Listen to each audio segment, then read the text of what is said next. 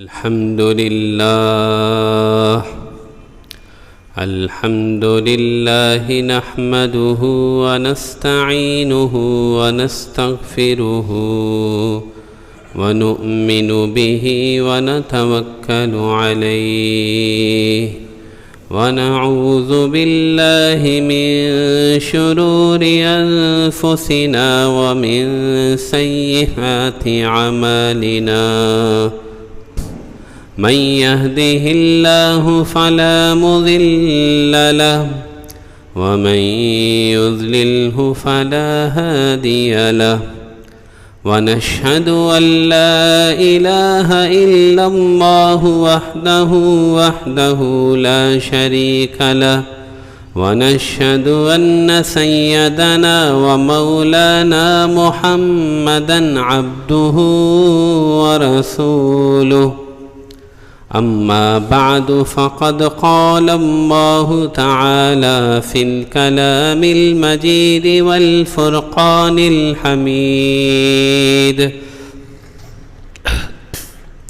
يا أيها الذين آمنوا إذا نودي للصلاة من يوم الجمعة فاسعوا إلى ذكر الله وذروا البيع ذلكم خير لكم إن كنتم تعلمون وقال تعالى يا أيها الذين آمنوا لا تلهكم أموالكم ولا أولادكم عن ذكر الله ومن يفعل ذلك فأولئك هم الخاسرون وقال تعالى يا أيها الذين آمنوا اذكروا الله ذكرا كثيرا وسبحوه بكرة وأصيلا وقال النبي صلى الله عليه وسلم يا أيها الناس توبوا إلى الله فإني يتوب في اليوم 100 مرة أو كما قال عليه الصلاة والسلام اللهم صل على سيدنا محمد وعلى آل سيدنا محمد وبارك وسلم اللهم صل على سيدنا محمد وعلى آل سيدنا محمد وبارك وسلم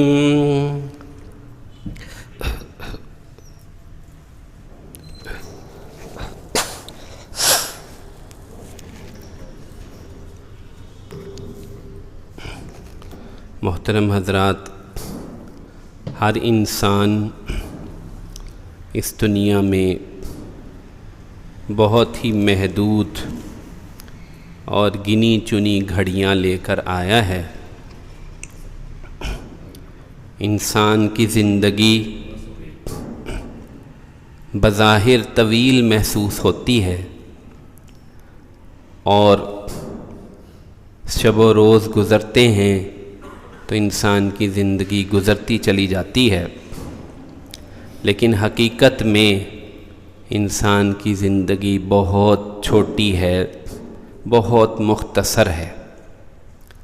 شاعروں نے ایک تمثیل اور ایک تخیل پیش کیا ہے کہ انسان کی زندگی پانی کے بلبلے کی طرح ہے، لیکن آپ میں سے شاید کم لوگوں نے اس کا نظارہ کیا ہو کہ پانی کا بلبلا اس کی زندگی کتنی ہوتی ہے۔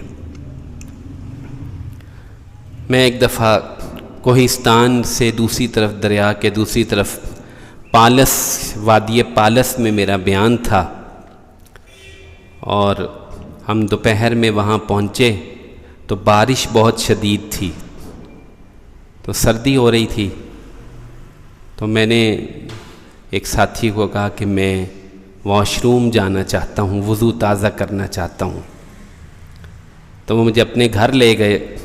وہاں ایسے پانی کا سسٹم نہیں ہوتا جیسے ہمارے ہاں نل ہوتے ہیں اور پیچھے سے پائپوں سے پانی آ رہا ہوتا ہے، ایسے وہاں سسٹم نہیں ہوتا.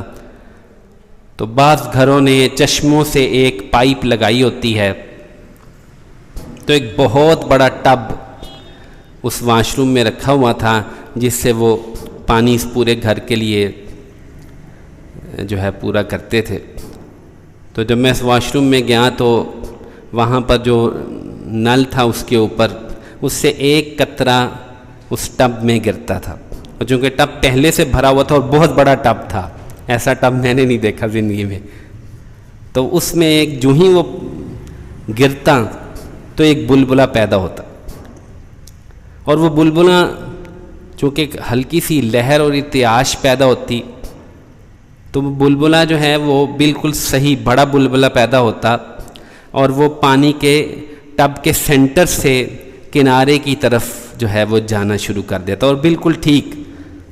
اب میں بیان تو بھول گیا، میں ٹکٹکی لگا کے وہاں بیٹھ گیا، بلبلے میں نے دیکھنے شروع کر دیے. تو جو ٹب کی حد تھی وہ لوہے کا ٹب تھا بہت بڑا، تو اس کے آخر میں جا کے جب بلبلہ اس کے کنارے سے ٹکراتا تو وہیں ختم ہو جاتا. تو گویا کہ ٹب کے سینٹر سے اس ٹب کے اینڈ تک جو ہے ایک بلبلہ جاتا اور اس کے کنارے پر لگ کر ختم ہو جاتا. خیر منظر بڑا عجیب تھا، میں کافی دیر بیٹھا رہا، میں نے کوئی 15-20 بلبلے دیکھے. ہر بلبلے کا یہی سین ہوا، پیدا ہوا، کنارے تک گیا، ختم. تو یہ کل سپین جو ہے وہ شاید 15 سے 20 سیکنڈ کا تھا، یا آپ اسے 11-12 سیکنڈ سمجھ لیجئے، کیونکہ اس وقت گھڑی میرے پاس کوئی تھی نہیں، میں نے سیکنڈ نوٹ نہیں کیا، لیکن اندازہ میں نے لگایا. تو ہر بلبلے کی آخر جو ہے وہ ٹب کا کنارہ تھا. بالکل اس طرح انسان ہر وقت پیدا ہوتے ہیں جیسے بلبلے پیدا ہو رہے تھے. پوری دنیا میں سینکڑوں، ہزاروں، لاکھوں بچے پیدا ہوتے ہیں ایک ہی لمحے، ایک ہی گھڑی. اور وہ بلبلے کی جیسے ٹب کے آخر میں موت ہے، ایسے ہر انسان کی موت کا ایک ٹب ہے، زندگی کا ایک ٹب ہے جس کے آخر میں موت ہے. اور یہ ٹب بڑا چھوٹا ہو سکتا ہے. جیسے وہ ٹب بہت بڑا تھا تو کسی کا ٹب بڑا ہے تو اس کو اس کے آخر تک جانے میں 60 سال لگ جاتے ہیں. کسی کا ٹب چھوٹا ہے وہ 18 سال میں چلا جاتا ہے. کسی کا ٹب درمیانہ ہے تو وہ 40-45 میں چلا جاتا ہے. اور کسی کا ٹب شاید بہت بڑا ہے تو وہ 100 سال کال پا لیتا ہے. تو نوح علیہ السلام نے 1060 برس کی عمر پائی. 950 سال ان کی تبلیغ کے ہیں، 40 برس کی نبوت کی عمر میں ان کو نبوت ملی تھی، اور 60 یا 70 سال وہ طوفان کی کشتی کے نکلنے کے بعد زندہ رہے. تو 1050 یا 1060 برس حضرت نوح علیہ السلام کی عمر کتابوں میں لکھی ہے. تو جب ان کی انتقال ہوا تو اللہ تعالیٰ نے پوچھا کہ اے نوح آپ نے زندگی کو کیسے پایا؟ تو فرمایا کہ اے اللہ ایسے لگا جیسے ایک کمرہ ہے جس کے 2 دروازے ہوں، ایک دروازے سے میں انٹر ہوا اور دوسرے دروازے سے نکل گیا. تو جس پیغمبر کی عمر 1050 برس یا 1060 برس ہوئی، ان کو یوں لگا کہ ایک کمرے کے دروازے سے داخل ہو کر دوسرے سے نکل گیا. جس کی عمر صرف 60 برس ہو، 1000 نکال دے بیچ میں سے، صرف 60 برس ہو اس کی عمر، تو اس کو کیا لگے گا؟ کیا لگے گا اس کو؟ کچھ بھی نہیں. ایک بس بلبلے کی طرح چند سیکنڈ کی زندگی ہے، یوں ختم. تو یہ زندگی بہت مختصر ہے، بہت مختصر ہے. اور اس میں ایک اور مسئلہ یہ ہے کہ ہماری امت کی عمریں بھی تھوڑی تھوڑی ہیں، ایسے 50 60 60 سال یہ کوئی عمر ہے؟ یہ تو کچھ بھی نہیں. کوئی 1000 سال عمر ہوتی ہماری, کوئی 2000 سال عمر ہوتی, کوئی پتہ بھی لگتا کہ زندگی ہے. 60 سال, 50 سال, 36 سال, 35 سال اس میں لوگ مر رہے ہیں. تو ہم بہت مختصر سپین لے کے آئے ہیں, بہت چھوٹا, بہت ہی چھوٹا. اور پھر ہمارے ساتھ یہ بھی معاملہ ہو گیا کہ آپ علیہ السلام نے فرمایا کہ قیامت کے قریب یتقارب الزمان, وقت تیزی سے گزرے گا. تو وقت تیزی سے گزر رہا ہے, ہمیں پتہ ہی نہیں چلتا.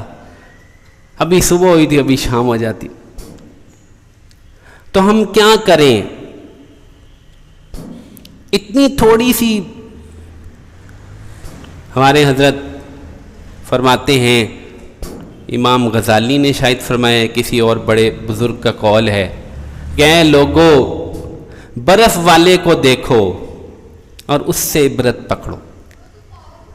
وہ پکارتا ہے کہ لوگو برف لے لو, کیونکہ اس کا سرمایہ گھل رہا ہوتا ہے. اس نے جو انویسٹمنٹ کی ہے اس سے وہ برف لے کر آیا ہے. پرانے زمانے میں فریزر نہیں ہوتے تھے, برف کے کارخانوں میں برف بنتی تھی. اور وہ ایک آدمی, میں نے خود بچپن میں دیکھا ہے, ہماری دادی کے ہاں بھی گاؤں میں فریزر نہیں تھا. گرمیوں میں خود برف لینے کے لیے جاتا تھا, تو وہ بڑے بڑے بلاکس ہوتے تھے, اس پہ اس نے موٹا سا پٹسن, وہ جو بوری کا کپڑا ڈال رکھا ہوتا تھا. آدھا بلاک دے دو, وہ سوا نکالتا تھا اور آدھا بلاک توڑ کے دے دیتا تھا. تو اس کا سرمایہ ہر وقت گھلتا تھا, نیچے ٹپ ٹپ پانی بہ رہا ہوتا تھا. اگر کوئی لینے نہ آیا تو ویسے ہی ختم, ویسے ہی گیا, کیونکہ برف اس کو تو گھلنے سے کوئی نہیں روک سکتا اگر وہ فریزر میں نہ پڑی ہو. تو یہی ہماری زندگی ہے, گھل رہی ہے بڑی تیزی سے. یہاں اکثر میرے سمیت سفید بالوں والے بیٹھے زیادہ, زندگی اکثر گھل چکی ہے, تھوڑی سی باقی. تو جب انسان کی زندگی اتنی مختصر ہے اور اتنی تیزی سے گھل رہی ہے اور ختم ہو رہی ہے, تو سب سے پہلی بات تو یہ ہے کہ اس کو بڑی ٹینشن ہونی چاہیے, اس کو بڑی فکر لگنی چاہیے کہ میری زندگی گھل رہی ہے, میں کیا کروں, میں مرنے کے قریب ہو رہا ہوں, میں جا رہا ہوں قبر کی طرف, کچھ کرنا چاہیے, مجھے کچھ کرنا چاہیے. یقین مانے ایک اندر تڑپ پیدا ہونی چاہیے جو کہ بالکل مفقود ہے. پچھلے دنوں میں اسلام آباد گیا تو وہاں ہمارے ایک دوست ہیں, ان کے گھر میں میرا قیام ہوا. تو ان کے والد صاحب بوڑھے ہیں, تو میں نے دیکھا کہ وہ صبح صبح, سردیاں چونکہ کچھ شروع ہو گئی ہیں, وہاں اسلام آباد میں ذرا سردی بھی زیادہ ہے, تو انہوں نے گھر کے باہر ایسے وہ لان سا تھا, وہاں کرسی ڈالی ہوئی ہے اور اخبار پڑھیں, اور وہ اخبار سکین کر رہے ہیں جیسے کہ اکثر لوگ پوری اخبار صفحے اول سے لے کے آخری صفحے تک پڑھتے ہیں. گھنٹوں ہوتے ہیں ان کے پاس. کچھ ایسے ہیں جو جن کے پاس اخبار اب آؤٹ ڈیٹ ہو گئی ہے, تو وہ صبح صبح چینل کھول لیتے ہیں, اور پھر ٹی وی چینل بھی اب پرانے ہو گئے. اب ہر گھر میں وائی فائی ہے اور یوٹیوب پہ چھوٹے چھوٹے چینل آتے ہیں, جس پہ کوئی 10 منٹ کی, کوئی 15 منٹ کی, کوئی فلاں ٹی وی, کوئی یہ ٹی وی, وہ ٹی وی, ایک جہان ہے پورا.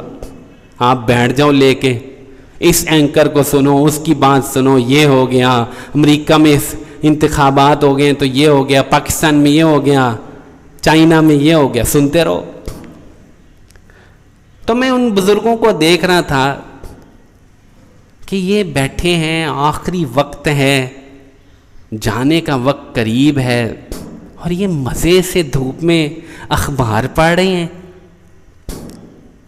یہ کیوں نہیں سوچتے کہ میں کیا کروں, میں بوڑھا ہو رہا ہوں, میں قبر میں جا رہا ہوں, میں کچھ کروں.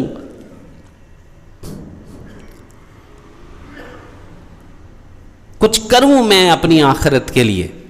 ایک اندر تڑپ ہونی چاہیے انسان کے. جوان آدمی ہے تو اس کی جوانی تھوڑی سی ہے، 15 سال 18 سال، بس کچھ بھی نہیں. اس کے بعد بڑوں سے سنا ہے کہ 30 to 45 یہ وہ پیک ٹائم ہے انسان کی زندگی کا جس میں وہ بہترین کمائی کر سکتا ہے دنیا کے اعتبار سے. جو وہ 45 سال کی عمر تک بنا لیتا ہے اسی کو وہ انجوائے کرتا ہے اپنی آخر عمر تک. 30 سے 45 15 سال، وہ 15 سال کا تو پتہ ہی کچھ نہیں چلتا. بہترین جوانی کی عمر ہے، ضائع کر رہے ہیں، ادھر گھوم رہے ہیں ادھر جا رہے ہیں، کچھ پتہ نہیں، کوئی محنت نہیں، کوئی مشقت نہیں. تو اس کی اصل وجہ اور بنیاد کیا ہے؟ سوال یہ ہے کہ اس بے حسی، اس جمود، اس بے فکری غفلت کی وجہ کیا ہے؟ آخر کیا وجہ ہے؟ کیوں نہیں لوگ کرتے؟ ایک بندے نے دبئی جانا ہو بالفرض، ٹھیک ہے، دبئی جانا ہے اس نے، وہاں جا کے اس نے کوئی کام کرنے کو، کوئی 2-4 دن کا اس کا دورہ ہے. یہ ایک بندے نے چلو کراچی جانا ہے 5 دن کے لیے، تو وہ مکمل تیاری کرتا ہے، بیگ بناتا ہے، سوٹ کیس، کپڑے، میرے کپڑے استری کر دیے ہیں، میری دوائیاں رکھ دی ہیں، میرا ٹوتھ پیسٹ رکھ دیا ہے، میرا برش رکھ دیا آپ نے، میری جوتیاں، میری جرابیں، جیکٹ، سویٹر، جو ہر بندے کو عادت ہوتی ہے، وہ اپنی ساری چیزیں اکٹھی کرتا ہے. ساری چیزیں اکٹھی کرتا ہے، چھوٹی چھوٹی چیزیں بھی اکٹھی کرتا ہے. جو دوائیاں اس نے استعمال کرنی ہوتی ہیں وہ دوائیاں پہلے رکھتا ہے. وہ میں نے تو سفروں پہ اکثر جانا ہوتا ہے تو میں تو موبائل میں ایک پوری لسٹ بنا رکھی، چیک لسٹ، میں اس سے چیک کرتا ہوں سوٹ پورے ہیں، واسکٹ، چادر، ٹوتھ پیسٹ، دوائیوں کے بھی نام لکھ رکھے ہیں میں نے، یہ دوائیاں میں استعمال کرتا ہوں، یہ میں نے لے کے جانی. کیونکہ اس بندے کو پتہ ہے کہ مجھے وہاں جا کے یہ چیزیں نہیں ملیں گی، اس کو فکر ہے، اس لیے یہ سارا سامان تیار کرتا ہے. لیکن ہم مرنے کے بعد کا سامان کیوں تیار نہیں کرتے؟ وجہ کیا ہے آخر؟ وجہ یہ ہے کہ ہمیں آخرت کا استحضار نہیں، ہمیں آخرت کے مناظر اور آخرت کی جو ہولناکی ہے اور وہاں جو اعمال کی ضرورت پیش آئے گی، ہم اس کے تصور سے خالی ہیں. معاف کیجیے گا، ہم بالکل خالی ہیں. ہمیں کچھ پتہ نہیں ہے آخرت واخرت کا، نہ ہم سوچتے ہیں، نہ ہم نے کبھی قرآن پڑھا ہے. کبھی قرآن پڑھے دیکھیں کیا ہوگا آخرت میں؟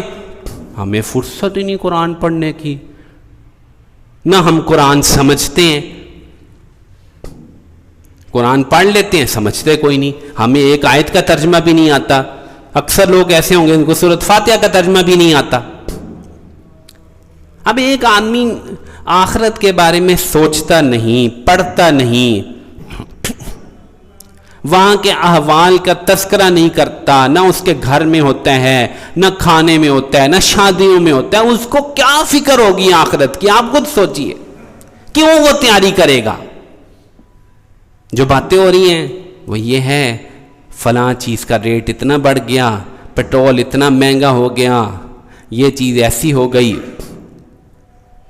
حکومت نے یہ نئے اقدامات کر دیے، یہ چیز ایسے ہو گئی. بس اس پہ لگے ہیں سارے، بیٹھے سیاست پہ گفتگو کر رہے، گالیاں دے رہے گورنمنٹ والوں کو، الو کے پٹھے ہیں، فلاں ہیں، یہ چیخو مہنگائی کر دی، وعدے پورے نہیں کرتے، نہ اہل ہیں، یہ وہ. کیا فائدہ اس گفتگو کا؟ اسٹیون کوی نے ایک کتاب لکھی ہے 7 Habits of Highly Effective People. وہ کہتا ہے کہ جو افیکٹو پیپل ہوتے ہیں وہ اپنی سوچ کا ایک دائرہ بناتے ہیں، ایک دائرہ بناتے ہیں، دائرے کے اندر سوچتے کہ میں یہ چیزیں سوچوں گا. اس دائرے کے اندر ایک اور دائرہ بناتے ہیں جس کو وہ پوائنٹ یا سرکل آف کنسرن کہتے ہیں، جہاں ان کے سوچنے یا گفتگو کرنے سے کچھ فرق پیدا ہوتا ہے، وہ اس کو سوچتے ہیں، اس باقی چیزوں کو ڈراپ کر دیتے. فلاں گورنر ہے، فلاں وزیر اعلیٰ ہے، وہ ان کی یہ پالیسی ہے، وہ یہ کر رہے ہیں، وہ کر رہے ہیں. بھئی آپ کے گفتگو کرنے سے کیا ہو جائے گا؟ کیا پی ٹی آئی والوں کا مزاج بدل جائے گا؟ کیا آپ کے کہنے سے نون لیگ والے فلاں چڑھ جائیں گے؟ کیا آپ کے گفتگو کرنے سے گلگت بلتستان میں فلاں پارٹی جیت جائے گی؟ بالکل بھی نہیں. جو چیزیں جیسے طے ہیں، جو چیزیں جو بھی چیزوں کو چلا رہے ہیں وہ چلا رہے ہیں نا. آپ سے تو نہیں پوچھتے، آپ کو گفتگو کرنے کا کیا فائدہ؟ آپ کیوں لگے ہوئے ہیں اس پہ؟ یہ آپ کا پوائنٹ سرکل آف کنسرن ہی نہیں ہے. یہاں آپ کے بولنے سے کوئی افیکٹونیس پیدا ہی نہیں ہوتی. آپ کیوں اپنا وقت ضائع کر رہے ہیں یہاں پر؟ یہ ہمارا مسئلہ ہے. ہم افیکٹو پیپل ہی نہیں ہیں دنیا اور آخرت کے اعتبار سے، کیونکہ ہم وہاں سوچتے ہیں، وہاں بولتے ہیں، وہاں اپنی صلاحیت کو ضائع کر رہے ہوتے ہیں جہاں صلاحیت لگانے کا کوئی فائدہ ہی نہیں. میں وہاں افیکٹو ہی نہیں، میں کچھ کر ہی نہیں سکتا وہاں پر، کیا فائدہ؟ تو سب سے بڑا مسئلہ یہ ہے کہ ہمارے سرکل آف کنسرن میں آخرت داخل ہی نہیں. میں سوچتا ہی نہیں تو میں نے کرنا کیا ہے؟ جب تک یہ بات نہیں دل و دماغ میں داخل ہوگی تب تک یہ ساری تقریریں اور باتیں بیکار ہیں. جی ہاں، صحابہ کرام رضی اللہ عنہم مجمعین کا خاصہ یہ تھا کہ رسول اللہ صلی اللہ علیہ وسلم نے ان کے ہاتھ میں قرآن تھمایا تھا. قرآن، اور قرآن کو وہ سمجھتے تھے، اور ہر بندے کو یہ ٹریننگ دی تھی کہ آپ نے رات کو قرآن پڑھنا ہے. اور مکی صورتیں پڑھتے تھے، اس میں آخرت، نامہ اعمال، پل صراط، ایسے حشر کا میدان، جہنم، جنت. اب ہر روز ایک بندہ رات کو وہ پڑھتا ہے اور سوچتا ہے، تھنک اوور کرتا ہے. تو ان کے سرکل آف کنسرن میں سب سے بڑی چیز آخرت تھی. آخرت، میں جا رہا ہوں آخرت، مجھے کچھ کرنا ہے وہاں، مجھے کچھ بنانا ہے وہاں پر. ہمارا چونکہ دن رات کا سرکل آف کنسرن فضول باتوں سے بھرا ہوا ہے، دنیا کی چیزوں سے بھرا ہے، اس لیے ہمیں کوئی پرواہ نہیں. نماز چھوٹ رہی ہے، جو پڑھتے ہیں ان کی بھی حالت میری طرح ایسے ہی ہے. قرآن پڑھنے کا وقت نہیں، ٹی وی دیکھ رہے ہیں، اخباریں پڑھ رہے ہیں، گفتگو کر رہے ہیں. اتنا وقت ہے ہمارے پاس کہ ہم قرآن مجید کی تلاوت، ذکر، درود شریف، استغفار بہت کچھ کر سکتے ہیں، نوافل پڑھ سکتے ہیں، صدقہ خیرات کر سکتے ہیں، لیکن ہم نہیں کر رہے کیونکہ ہم نے اس کو ٹارگٹ نہیں بنایا، ہمارے دماغ میں وہ سوچ داخل نہیں ہوئی. بھائیو، یہ بہت سنگین اور بہت زیادہ فکر والی بات ہے. اگر آپ کی عمر 40 سال کے قریب ہو چکی ہے تو آپ یہ سمجھیں کہ آپ بونس پر جی رہے ہیں. کچھ پتہ نہیں ہے، کچھ پتہ نہیں. بندہ پتہ بھی نہیں چلتا اور وہ چلا جاتا ہے، پتہ بھی نہیں چلتا وہ بوڑھا ہو جاتا ہے. ایک وقت آئے گا، آپ جوان ہیں، صبح اٹھیں گے آپ کو پتہ لگے گا میں بوڑھا ہو چکا ہوں، دیر ہو چکی ہے. آپ بیمار ہوں گے اور یوں واپسی کا سفر ہو جائے گا. تو اس لیے میں آپ سب سے گزارش کروں گا کہ آپ قرآن مجید کو سمجھیں، قرآن مجید کو سمجھیں. کوئی استاد ہو جس سے آپ قرآن پڑھیں. عمر رضی اللہ تعالیٰ نے 10 سال میں سورۃ بقرہ پڑھی تھی، 10 سال میں سارے احکامات سیکھے تھے 10 برس میں۔ ابن کثیر نے روایت کی کہ انہوں نے ایک اونٹ ذبح کیا تھا اس خوشی میں کہ میں نے سورۃ بقرہ پڑھ لی ہے۔ ان کے بیٹے ابن عمر نے 8 سالوں میں پوری سورۃ بقرہ یاد کی تھی، اس کے احکامات سیکھے تھے۔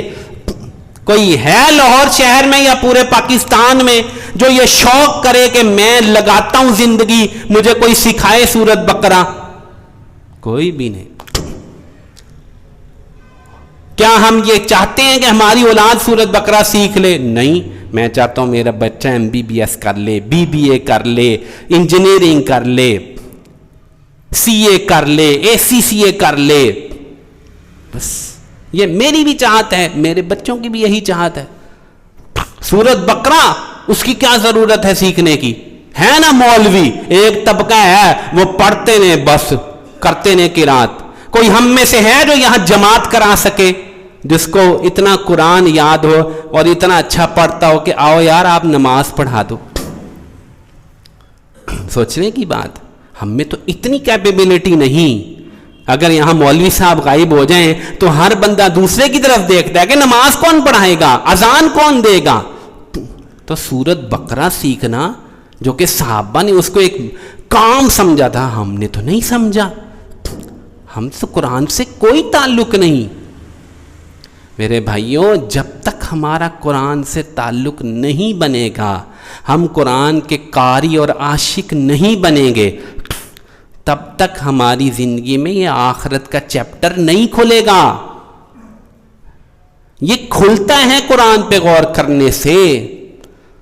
اب آپ کہیں کہ جی میرے پاس تو کوئی استاد اویلیبل نہیں ہے، تو آپ نے سرچ نہیں کی، علماء تو بے شمار ہیں۔ چلیں آپ ایسا کیجئے، بہت آسان فہم تفسیر ہے معارف القرآن مفتی شفیع صاحب کی، 2-2.5-3 ہزار کی انویسٹمنٹ ہے، آپ وہ خرید لیں، وہ پڑھنا شروع کر دیں۔ کوئی بات سمجھ میں نہ آئے تو یہاں کئی علماء ہیں، ان سے پوچھ لیں۔ شروع تو کریں قرآن سمجھنا، قرآن پڑھنا۔ قرآن جب تک سینے کی بہار نہیں بنے گا، آپ کے دنیا کے غم بھی دور نہیں ہوں گے، آخرت کے غم پیدا ہی نہیں ہوں گے۔ رسول اللہ صلی اللہ علیہ وسلم دعا کیا کرتے تھے، اللہم انی عبدک وابن عبدک وابن عمتک ناصیتی بیدک ماض فی حکمک عدل فی قضاؤک۔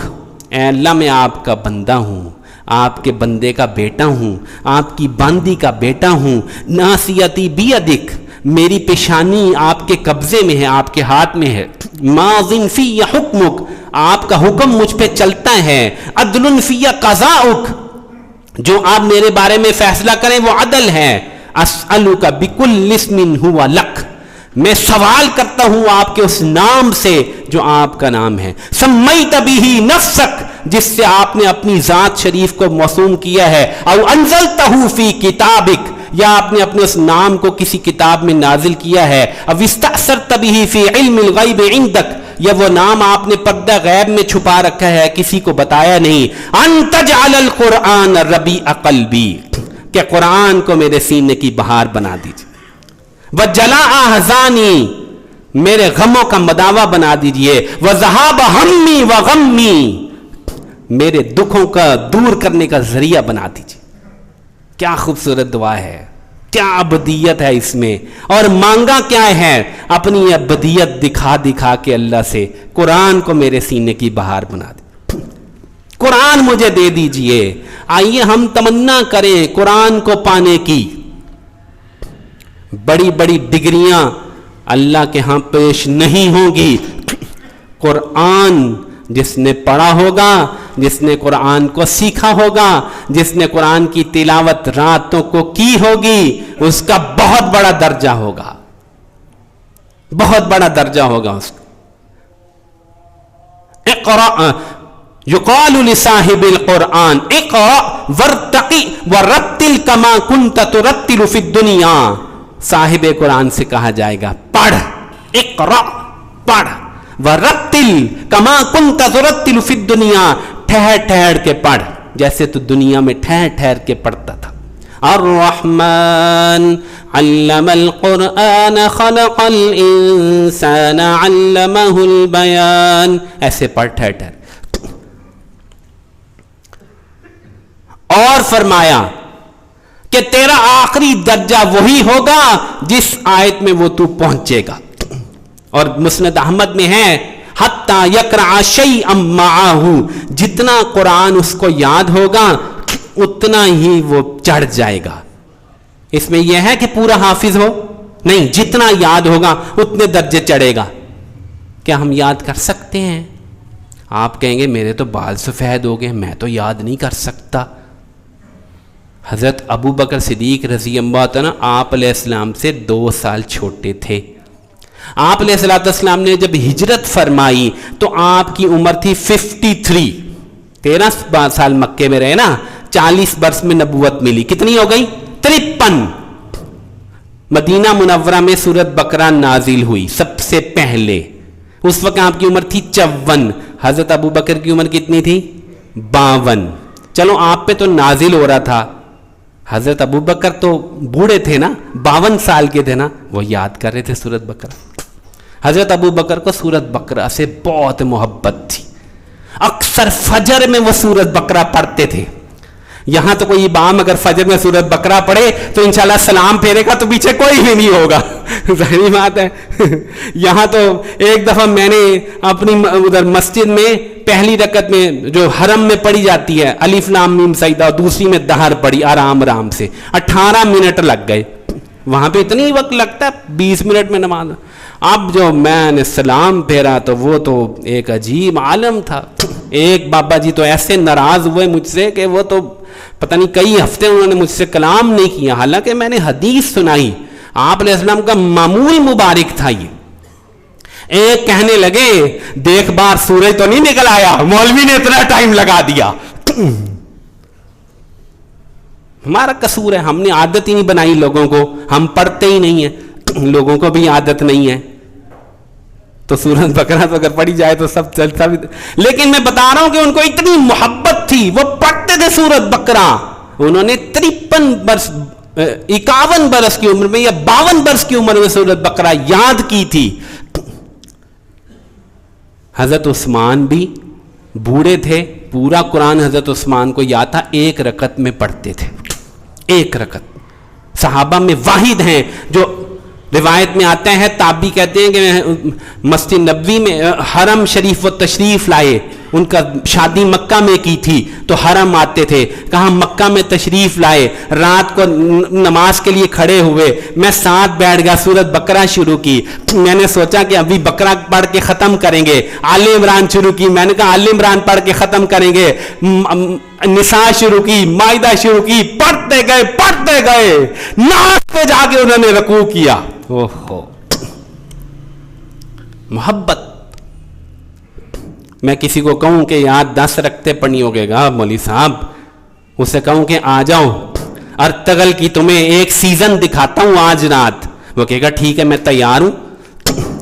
ऐसे भी लड़के हैं जिन्होंने 18 घंटे मुस्तकिल अर्तगल देखी है, मैं जानता हूं, उन्होंने मुझे खुद बताया, कहते उस्ताद जी 14 घंटे मैंने मुस्तकिल अर्तगल देखी, इसको भूख भी नहीं लगी, प्यास भी नहीं लगी, देखता रहा मुसलसल। क्योंकि वो हमारी तवज्जो की जगह है ना, हमें लुत्फ आता है ना उसमें, हमें पता चल रहा फाइट हो रही है, तलवारें लड़ रही हैं। कुरान हमें समझ में ही नहीं आता, हम 10 मिनट में नहीं खड़े हो सकते।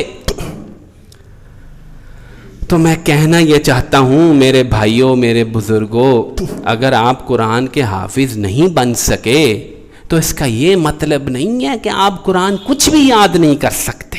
नहीं, ये गलत फहमी होगी आपको।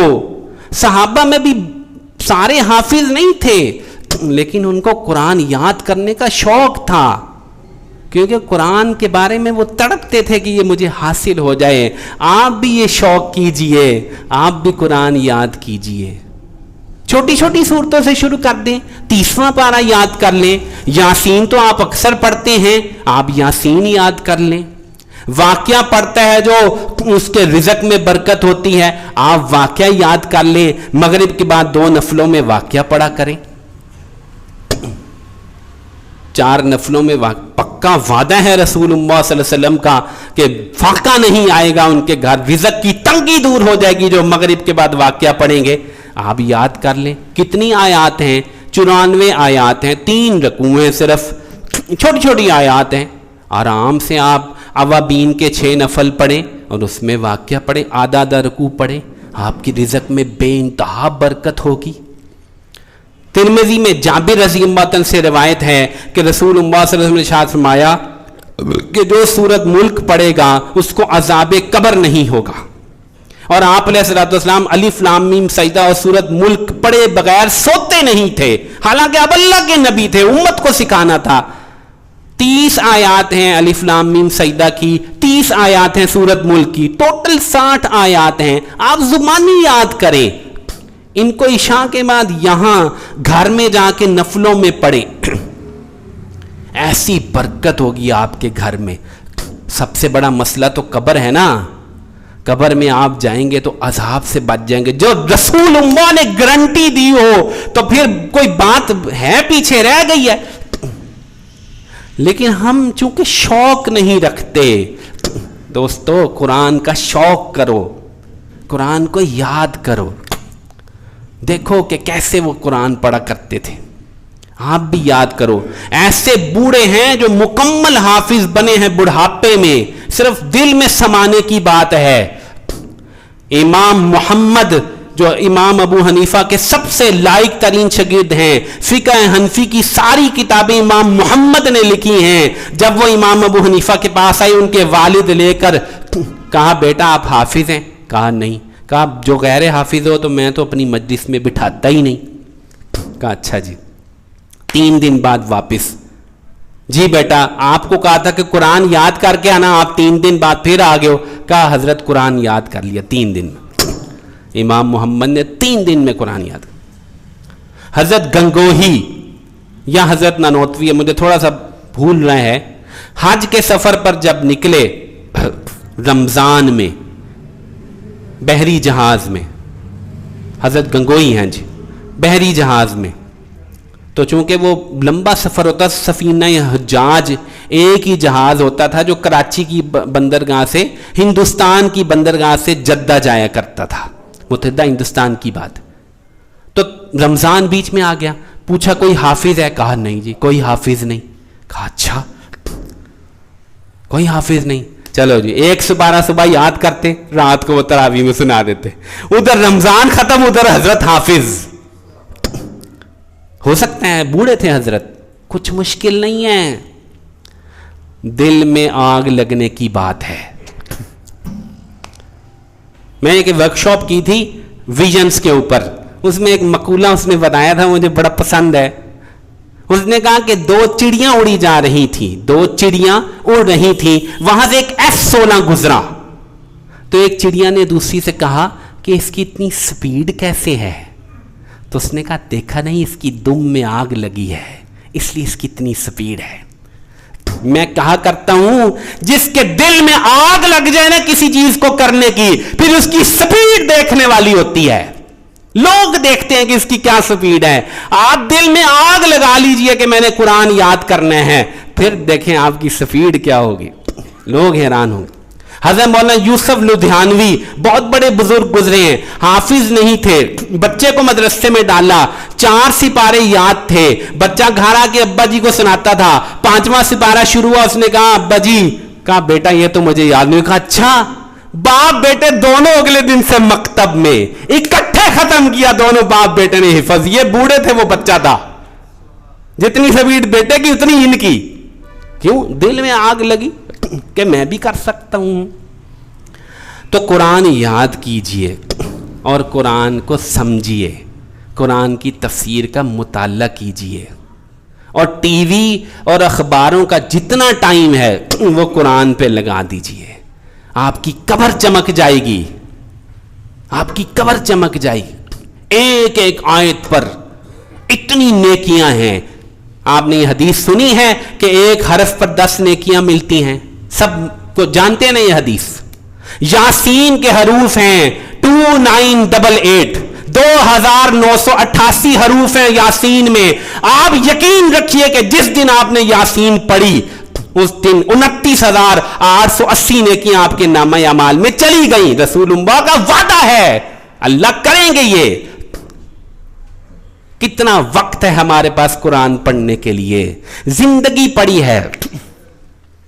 صحابہ پڑھتے تھے ایک منزل روز اور 7 دن میں قرآن ختم کرتے تھے.